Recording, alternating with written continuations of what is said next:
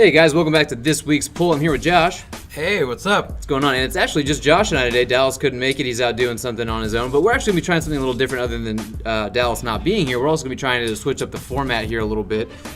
So today what we're going to do on this episode is we're going to concentrate all on the new DC issues that came out, as well as a couple of the indie titles that we also read. And if you guys are looking for anything Marvel, we should have that up here really soon today. Focusing all on the new Marvel issues that came out. There's been a lot of new issues to read today. So what we're going to do is we're going to go over Batman number 50, The Man of Steel number 6, The Conclusion, Justice League number 3. I'm going to be talking about Green Arrow number 42, and the indie issue that I decided to read was Project Superpowers number 0 from Dynamite. I'm going to cover, along with him, is 50, Man of Steel, but the things I'm going to cover and that he did not read was Catwoman number 1. From my indie stuff, I got Unnatural number 1 from Image, and Lowlifes number 1 from IDW. All right, and so let's get into the big issue everybody is looking forward to. Everyone's probably clicked on here because they saw it in the title. Is Batman number 50, The Wedding. Now, if anybody has been following Batman leading up to all this stuff, you know that everything's been getting leading up to the. Wow, we're getting some thunder right now, guys. Sorry about that, yeah. But everything's been leading up to Batman and Catwoman getting married. There's been a bunch of spin-offs. There's been a bunch of issues leading up to it, right? And so this is the big issue, the big extra-sized anniversary issue for $4.99, and I'm going to tell you right now, it is a complete letdown. I hated this issue. There was nothing about this that I really liked. $4.99 is a ripoff because all the extra pages are pretty much either just variant covers they put in here or a lot of ads in this book. So, I don't know, Josh, how did you feel about this book as far as the story goes? Well, I saw it coming a mile away. Yeah, I don't think there's any secret about this. The one thing that kind of disappoints me is I kind of feel like the preludes, I read all the preludes, and I've also read the issues that were leading up to this, and I kind of feel like there wasn't really a whole lot of connection. There's just very little connection. I feel like it hopped around, and it wasn't like continuing straight out of 49. Granted, the one thing I will say is I really did enjoy all those, all the different artists that contribute on each one. I love seeing those pictures. It's beautiful artwork. And if I like seeing the different variations of Catwoman, the different variations of Batman. But I mean, when it comes to dialogue and everything, there's really not a whole lot except for this constant talking back and forth of them two, and it's about each other's eyes. I mean, I'm assuming it's vows. That's what I was thinking. That's what I took it as. It was like they were writing each other their vows, and towards the end they talk about writing each other a letter, how they hadn't written each other a letter in a while. But spoilers. Yeah, about how Bruce has blue eyes and Catwoman has green eyes, and each side on the left page is always going to be Batman talking about Catwoman, and on the right is always Catwoman talking about Batman. You just have to get that sense. But yeah, they do bring a lot of great artists in, like Fabok and Miller and Sale and Finch, Adams, Bermejo, all these guys are in this book, and they all just do like one panel, and it's kind of interwoven with dialogue with Catwoman talking to her wedding witness, and of course Batman talking to his wedding witness. We won't really spoil who they are. Yeah. Really not a big surprise of who it is, but there's a lot of ads in this book. I mean, a lot. The stuff you're paying for, all the extra added pages, is just the ads. There's really not a whole lot of added content to this. But my thing is, Tom King seems to be trying to trying to make this analogy or metaphor about the color of the eyes between these two people, about the blue eyes behind Bruce and the green eyes behind Catwoman, and then the white slits that cover their eyes, and how he wants to be seen as a bat, not a man, to impose fear. And the weird thing to me is that Batman, while he's talking to Catwoman, talks about himself most of the time. When Catwoman's talking to Batman, on their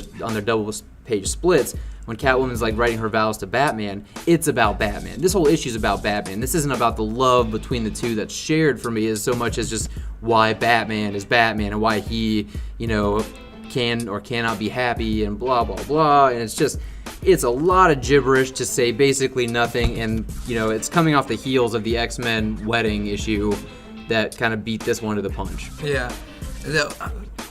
I've been feeling this way about Tom King for a while now. To me, I understand, the fact of Batman getting married and everything. It's supposed to be very uncharacteristic of Batman. But man, when I read Batman's dialogue, even before this wedding, this just kind of sets it in even more. It's like, I do not get a Batman feel. No, not at all. I don't. This does not feel like Batman. So take Snyder off of Justice League. put him back on Batman, because at least his All-Star Batman was still better than this, you know. Exactly. But you know, we actually forgot to come up with a rating system. We've been in a huge hustle and bustle here. The AC's busted. It's hot as hell. I got it here. What is I'll give this. I'll give it, because of all the different artwork in it. I'm going to give it a 2.0 broken ACs. Oh, nice. Broken air conditioners. Yeah, because our air conditioner is broken and we are cooking. Yeah, I've been sweating the entire time here. Okay, so we're gonna go with that. What I'm judging this one on is the dialogue was shit. We saw this coming a mile away. The added price for absolutely really no added content. And the only thing that's a saving grace here is that all the, you know, classic favorite artists coming back to do one page. So I'm going to go 1.5 broken ACs. All right, guys, we're going to move on to the Man of Steel number 6, the epic conclusion of Brian Michael Bendis' first run on Superman. Now, Josh, how did you feel about not just issue 6? Well, first we'll talk about issue 6, but then we can talk about the whole run in general. How do you feel about issue 6? Issue 6, I was a little let down. I was really kind of hoping that this would be some kind of big conclusion, and I feel I don't get that big conclusion. It's just this book, the whole. I know we're trying to talk about issue 6. Yeah, but it's hard to separate it from the entire series. Yeah, I've been saying it since day one, since 6 weeks ago, that this book is something that I feel like you're not going to be able to grade on one issue, and I still agree with that statement. But it's obvious that the way I was hoping this would be like this is one standalone kind of story, and it's obvious that this was just to kind of prep you and prepare you for Bendis' Action Comics and Superman. Yeah, absolutely. This issue, I'm going to talk specifically about the issue itself, and then I'll kind of talk about the series a bit, but Man of Steel number 6, it answers some questions. You finally get to figure out what the heck's going on with Jonathan and Jor-El. You get a little bit more about what's going on with Rogol Zaar. You see how you basically get to see how Superman is being stripped of his family, which is what he cares about most in this world, right? It's his family. He cares about Lois, he cares about Jonathan, he cares about Kara, and he's stripped of all those people in this. And you know, the Bottled City of Kandor was kind of a domino in that fall. But the issue itself isn't great. There's this weird, in my opinion, failed metaphor about what's going on between his family and this fight with Rogol Zaar. There's really a disconnect there when I think Bendis is trying to make some kind of metaphor as him fighting Rogol Zaar and the guy who destroyed his homeworld, and then Jor-El being his father, and he's kind of splitting up his family, and you know that kind of blows up his whole world too. I kind of get it on the whole, but the metaphor seems very disconnected. You have to really think about it because it's not done in the most clever of ways, in my opinion. But I think there are some good character moments in this book. I think there's some great moments for Superman himself. I think he really shines in the book, and we get to see a couple things that he's doing as Superman that we don't really get a whole lot of, you know, before this. So for this issue itself, just based solely on issue 6 by itself, I'm going to give it 2.25 broken ACs. I agree. I give it 2.5 broken ACs. How would you grade the series overall? The series? The 6-issue series. I really honestly can't. I would have to reread it as one whole to kind of do that. Yeah, well, okay. Well, I say Jason Fabok's art too, I got to say, carries this book quite a bit. I love his art. I will say that Man of Steel, this Man of Steel run, this little mini story it's definitely a good introduction to kind of get an idea of what Bendis' plans is with Superman, the way his voice works for it and everything. So it does its job on kind of getting you prepped to understand where Bendis is going. I think, my personal opinion, is this whole thing where you think it's like the metaphor of the two. I don't think it's a metaphor. I have a funny feeling that he's telling two separate stories simultaneously. He's telling two separate stories, and so one of those stories with his family is going to be part of like Superman or Action Comics, and then which I'm going to assume is Superman, and then Action Comics is going to deal solely on this Rogol Zaar. Yeah, I can absolutely see that. I think that Superman is, because I think he's already mentioned about Superman supposed to be his Superman storyline is actually supposed to be a little bit more at home, kind of family deal. Right, and that's what it was with Tomasi too when he was writing. It was much more family oriented. But there's also, I have this weird hunch that there is a connection with Rogol Zaar and Jor-El and Jonathan. Ooh, okay. I think there's definitely a connection. There's this huge part in this storyline where Jonathan is worried about the other realities of him. Well, there was also the other people of his time. It was either in Super Sons or Teen Titans they brought it up too. They talked about because there was Tim Drake comes back as Batman and he's trying to kill Jonathan Kent because of whatever is supposed to happen in the future. So it's definitely still in canon and continuity with everything else that's going on. But I feel like he keeps talking about he's worried about different versions of himself and different realities. And then also, Rogol-Zaar's eyes are red and blue, which I know that doesn't make... I know it's like a huge thing, but that's Superman colors right there. So I kind of feel like there's some kind of like connection, and I feel like that's the reason why they put them together. So I feel like the whole grading this on one series, I feel like sadly, it's not over. I feel like Man of Steel is not just a 6-issue miniseries. I feel like when you see when you see this as a trade... You'll see this as a lone trade, but once everything's said and done, this will be continued over to... It will be in a collection of like the first few issues of Superman and Action Comics. Right, it's like the way Avengers Disassembled is bound with the new Avengers. I feel like this is technically Bendis' Avengers Disassembled, which that's Bendis fashion. Yeah. So Bendis, the king of retcons. I'm going to at least grade the series because, as you said, it is going to come out in trade, this 6-issue thing. So if I'm going to give it, I'm just going to give it a nice, halfway mark, 2.5 broken ACs. I think it's a read you can get through, and it's not bad, but it doesn't blow my hair back, So I like it. Think about that though. Think about if this like whole thing ends up coming down to it's like, oh yeah, there's like time travel involved and everything. It's like, yeah, Superman's son is the one who destroyed Krypton. And then Superman actually has to kill Jonathan for the sake of the world. Kill this future Jonathan. Yeah, how great would that be? That would definitely be Bendis style. Yeah. All right, we're going to move on to Justice League number 3 by Scott Snyder and Jimenez. And I got to say, this issue is a step back from the second one because at least the second one I felt like, okay, I'm starting to see where the story's going. I'm starting to see where everything's lining up, and I get a grasp on what was happening. In this issue, I was completely fucking lost. You got John Jones and Superman out kind of, I guess, at the source wall. I don't know, and inside of each of them is like a microscopic Batman and Hot Girl, and then you've got John Stewart and Wonder Woman and Flash, and they're doing their own thing, and Sinestro's there. I mean, there are so many spinning plates here. Just so many moving cogs that it's really hard to get a beat on what the hell is actually happening. Especially when Snyder's not really good at writing for multiple characters. No, he cannot lend a voice to these characters, and he throws in, he's kind of like, he reminds me of, Hickman, Jonathan Hickman, and he loves this kind of... technical jargon, right? Like this pseudo-intellectual, like faux science space bullshit vernacular, and it doesn't make any sense, but he thinks because of the way he words it, it's going to make perfect sense, and to me, it's just a bunch of big words that don't hold any weight, and then I don't give a fuck. You lose me, and I don't like this whole idea of another Lantern Spectrum.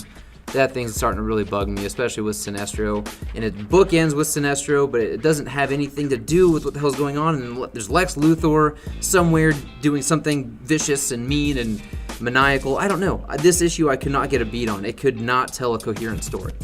Yeah, I couldn't really grasp onto it. I was actually quite bored. I got really excited when I first started reading it because it first starts up with Sinestro. Yeah, I love Sinestro. Yeah, and every time I ever read anything with Sinestro in it, it's usually really interesting. And it was interesting. The first page was the only thing I found interesting in this whole thing. Yeah. I do like the way this new Spectrum, I like the fact that the ring is actually kind of like this symbol that shows up on their finger rather than an actual ring. I think that's kind of... It's different. Well, he's all tatted up and he's got weird markings on his face. The only other thing I can think of too is that Snyder is just dragging out this secret that John Jones has. The Martian Manhunter. He's got this secret that nobody knows, but apparently Lex Luthor knows. But again, they won't tell us what it is. And then the whole Ex Machina crap with. Flash can outrun emotions and all this stuff and constructs, but this isn't just your basic emotion. This is like a complex emotion, so he can't outrun these constructs. Like, shut the fuck up, dude. Yeah. Just like, if you want to break the rules, don't make another fucking Lantern, emotional spectrum that abides by its own rules. I don't know. It's dumb. I don't like it. 0.5 broken ACs on this issue. I can't stand it. I really hate it. Give it a 0.5. I'm giving it 0.5 broken ACs, man. I can't. I'll give it 1 because I could actually finish it. So I give it 1 broken ACs because I mean, I've had to read some stuff that were 0.5 quality where I couldn't even finish it. At least I was able to finish this. This is absolutely my least kind of favorite. Keeps it going. This is my least favorite issue I've read for this video. It's definitely not my favorite. No, it's bad. It's definitely my least favorite. I will say the best part about it is the variant cover with Hot Girl on it. That variant's cover red. Is cool. I mean, don't get me wrong. The cover in this one's the regular cover A, is actually still not a bad cover, but. Yeah, I just don't like the idea of John Stewart also being a bad guy. To me, he's one of the most pure Green Lanterns that we've got. You know, and you're gonna like corrupt him and corrupting him. Yeah, I don't like it. It's just weird. But he's also a victim. That's the thing too. He's being corrupted, but he's still the victim here. You know, it's just DC. If you're gonna turn your heroes into bad guys, make them bad guys. That's all I gotta say.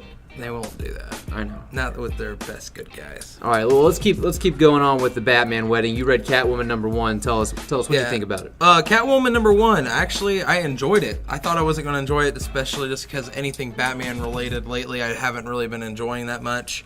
The writer is. As I was looking up, said Jones. I could tell Mike Allred is the artist.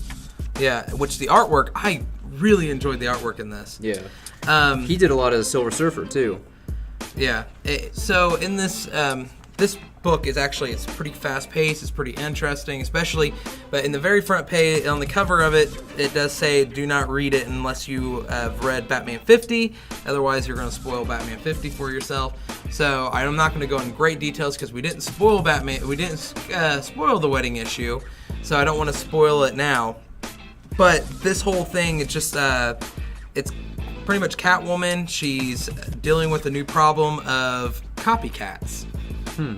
Oh, Catwoman copycats. Yeah. Okay. It's actually really intriguing, and I really enjoyed it, and the artwork is great in it. I give this probably 2.75 broken ACs. All right. Well, I'll probably check it out sometime this week. It just wasn't on my priority list. But I don't want to go into great detail of the story because I don't want to ruin anything on Batman 50. I feel like it's already been ruined even before today. But oh yeah, New York Times. New York Times. Yeah. They ruined it. They already spoiled it. So yeah. All right. Well, I'm going to move on to Green Arrow #42. We got a new team on this a couple issues back. I'm not even going to attempt to say the writer's first name. It's Marguerite Scott. If you can't say the name, I know I can. Oh, it's horrible. Man, that artwork though. Yeah, and the artwork is great by Matthew Clark. His pencils are great in this, but it's continuing the story of basically Green Arrow, Oliver. He's trying to escort the villain Parasite through jail, and of course Parasite escapes. And it's like, as we've talked about before, the story itself is not the most original type of story, but this is a very unique look at Oliver Queen, especially this issue, even better than the last, if you ask me. It's a very interesting look, and there's a very interesting voice here for Oliver Queen, and he just talks about things that, like, you see how he works, you see how he sees things in a fight, you see how he sees things morally and ethically, but how he also breaks down a fight. Like, you know, he's taking on Parasite, and Parasite's just this huge, grotesque-looking monster at this point. And he's like, you know, I took down big game on the island when I was there. He's calm, and he's collected, and he's like, I can tell, okay, Parasite's adrenaline's running out now. Now I just have to wear him down, kind of thing. But to me, that's something that hasn't been explored a whole lot in Green Arrow, is like his fighting tactics. You know, he's also got that buffer where he kind of like Spider-Man or Stark, where he likes to crack jokes. But then at the very end, they have really interesting commentary that I really, really liked.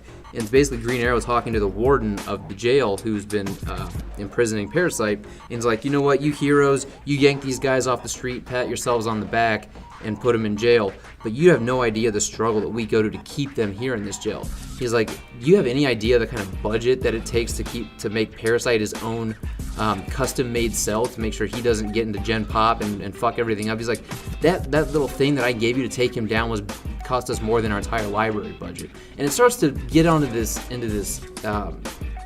territory where you're like, these are things I never really thought about in the superhero community. Like, I never would have thought about, what is the funding like for these prisons? You know, what are like the holding cells? How hard is that job for like just a normal guard? Yeah, and you could tell Green Arrow's kind of like never really thought about it either. But he's like, look, I don't have all the answers to correct this problem, but all I can say is we're not doing it right. You know, and I like that Green Arrow, he's doing what he knows is right, but he also agrees that the right thing to do, they're not going about doing it the right way. And I thought it was a really interesting commentary. So this is actually my favorite issue of all of our things that we're talking about today. I would highly recommend Green Arrow. I think that this new team taking over for the last, which I loved the last Green Arrow run, this new team I think is up to par. And so I'm really excited to see where the rest of the series goes. I think Oliver Queen's in great hands. Oh. Well, I definitely like Green Arrow. I just haven't read that one yet. So I'm down. I just like looking at the pages. I already know I'm going to really enjoy it because that artwork is amazing. That cover is also, that variant's really good. It reminds me of like kind of Neil Adams. Yeah, it has that Neil Adams feel to it. Yeah. Okay, so for one of my indie books that I read, it was Unnatural. It's by MURICA and Andolfos? Yeah.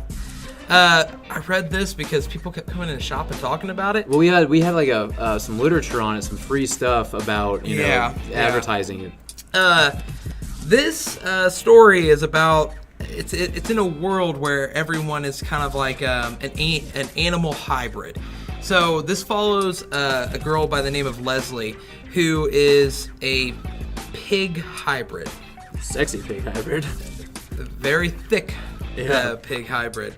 And she keeps having these weird sex dreams that are considered illegal. In this world, you're not supposed to have cross-species relations. Mm-hmm. So she keeps having a dream of her pretty much having relations with a wolf hybrid. You can say sex. Yeah, I guess. Yeah, there's a lot of tits in this book. There are. There's nudity in this book. As I told Jake, this is if you guys know what Lookers is, this is like right in between Saga and Lookers, okay? Like it's borderline almost porno. But she's kind of struggling. It's her birthday. She just turned 25, and she's just kind of struggling with this. And in society, they push that it's illegal for you to have relations with interspecies relationships. But also, once you turn 25 and you have not been married, the government starts pushing towards you finding someone of your same species to get married. And also that you can't be the same sex either. And so she feels pressured, and she also keeps having these forbidden what's the word I'm looking for? Feelings? I don't know. Forbidden urges? lust. Urges. Forbidden lust. Because she talks about how she doesn't really want to get married. She doesn't want to fall in love. She just pretty much just wants to fuck a wolf. She wants to get her rocks off, yeah. She just wants to fuck a wolf, man. Okay. It's an interesting story. I understand where they're trying to go. I mean, I can definitely tell just by your description, it's very politically charged. If you're really looking for the metaphors. It's trying to go politically charged with tits hanging out. Yeah. So I love that. When I was reading this, I was like, Jake's going to agree with half the shit in this book, but he's also going to really love these tits. So I'm going to give this a 2.0 broken ACs. Okay. I actually think I didn't give a rating system to Green Arrow. I'm gonna give that one a solid 4.0 broken ACs. Nice. Yeah. But yeah, I give this a 2.0 broken ACs. The artwork is good in it, and I'm not just talking about the boobs.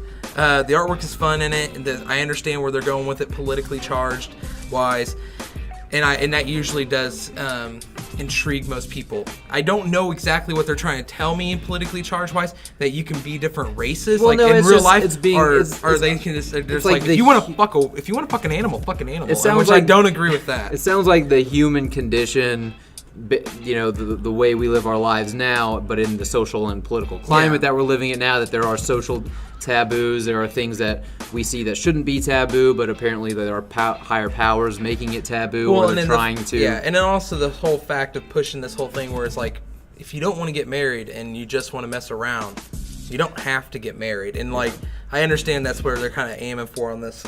Well, it's also it's not bad. It's like, again, in our world that we live in, everyone's trying to normalize the status quo. You don't want to mess with the status quo. It sounds like there is an established one here, and she wants to push back against the grain a little bit. So, yeah, it sounds like an interesting read. Unfortunately, I don't know if we're going to have enough copies for me to finally get my hands on that thing before it, flies out of here. So, and my last issue I'm going to talk about is Project Superpowers #0 by Dynamite. I actually think this is only a 10-cent issue, which I think is really cool because Dynamite is like, look, we're not out here to try and make a shit ton of money. We want to put out good original content. And now Project Superpowers has been around a while. The last thing that I read by them was actually a little bit more of a parody spoof kind of thing with like all the teenage sidekicks, you know, fucking around and accidentally killing off other people and being idiots. But this one's much more serious-minded. The art's great in this thing, actually. It's beautiful. And there's all these kind of archetypal characters that we know. There's like our magician like Doctor Strange. There's kind of our Captain America or Superman type character.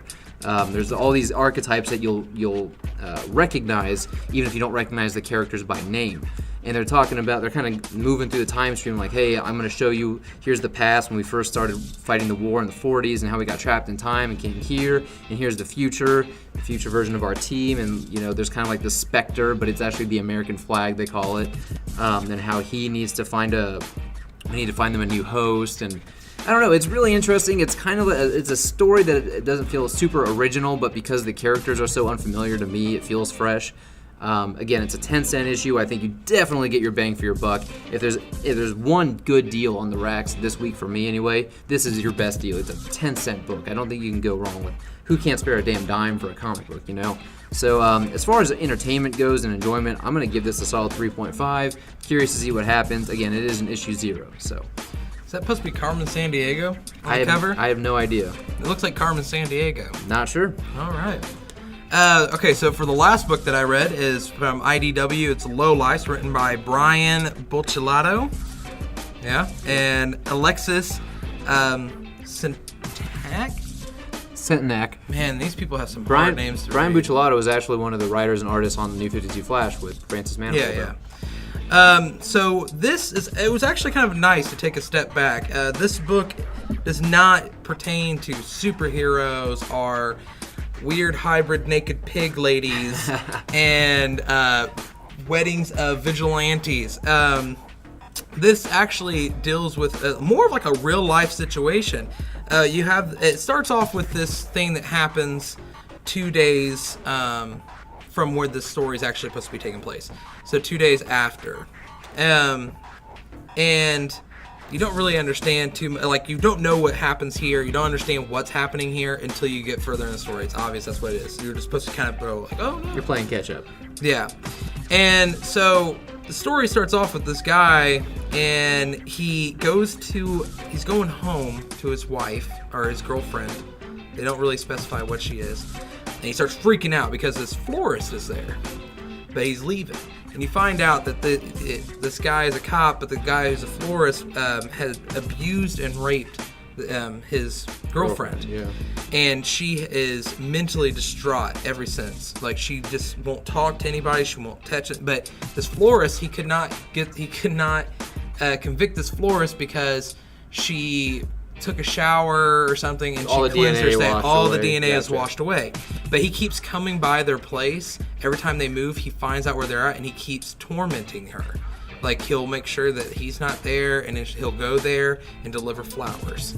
And after he raped her. And the cop finally just finally loses it, you know, and he has his partner. He talks to his partner about the whole situation.